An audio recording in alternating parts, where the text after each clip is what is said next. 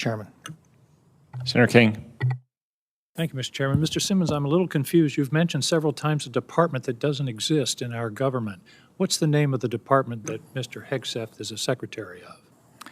Thank you, Senator. It is, by statute, the Department of Defense. And why did you call it the Department of War? That's not the name. Its name is the Department of Defense, according to 10 U.S.C. 111A in the National Security Amendments of 1949. Why are you making something up? Thank you, Senator. That sounds like an astute citation by a UVA law grad. I would say that there's an executive order that— Executive orders aren't law, Mr. Simmons. The statutes of the United States are laws. If that name's going to be changed, it should be changed here. But let me move on. There's a rumor circulating that people applying for promotions or assignments or admission to employment at the CIA are being asked to affirm the assertion that Donald Trump won the election in 2020. Were you asked that question, and do you know of anybody else that's being asked that question? Thank you, Senator. I'm not aware of that question being asked. I think I agree with what Director Radcliffe said when he was here, which is that it is critical for our intelligence to be apolitical so that our policymakers are best informed about— So it's untrue that that's become a litmus test in the CIA? I'm certainly not aware of that, Senator. Thank you. I appreciate that. As Secretary Rubio revoked the status of several lawful permanent residents when you were the acting general counsel, based on their exercise of the First Amendment, the court said this was a misuse of the power of their respective offices to target non-citizen pro-Palestinians for deportation, primarily on account of their First Amendment protected political speech. Were you involved in the decision that supported in the upcoming support for that decision by Secretary Rubio? Thank you, Senator. As I said before, I'm not in a position to discuss specific— I don't buy that, Mr. Simmons. I know about executive privilege and about legal privilege. That goes to the content. You won't even tell us if you were in the room. I don't think that's privileged. I'm asking you, did you provide advice on this subject to Secretary Rubio? There's no privilege for that statement. There have been many matters in which the statutory authority with respect to lawful permanent residence has arisen. A number of them are in litigation now, and those cases are being litigated in the courts. It's not you're doing a really great job today of not answering questions. The question is really simple. Were you involved in providing advice to the Secretary on the issue of the revocation of lawful permanent residence on the basis of their free speech assertions?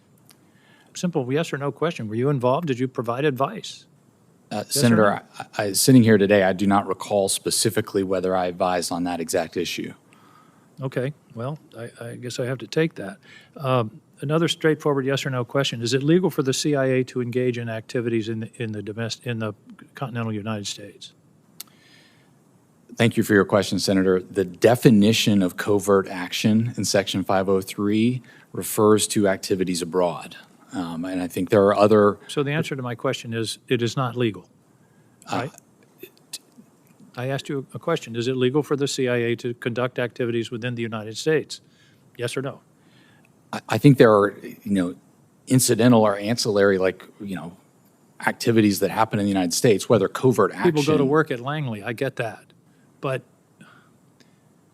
I don't understand you've even read the law that said the law is the CIA can only operate abroad. That's the assumption of this committee for as long as I've been on it.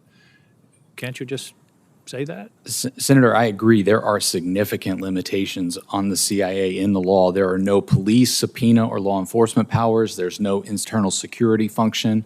There are— Covert action? No, right? Intelligence collection? No. Correct? The mission of the CIA is foreign intelligence. That's good. Thank you. The actions in the Caribbean. You mentioned that we'd had a briefing, that Congress had been briefed. They did say the notice, but I was in a hearing of the Armed Services Committee earlier this week with the General Counsel of the Defense Department, and they won't give us the opinion that provides a legal basis. They say that's classified or it's internal deliberations or something. The Congress has not seen the Office of Legal Counsel opinion as to the legality of those of those strikes. And I think it's important to emphasize that Congress has not been given that.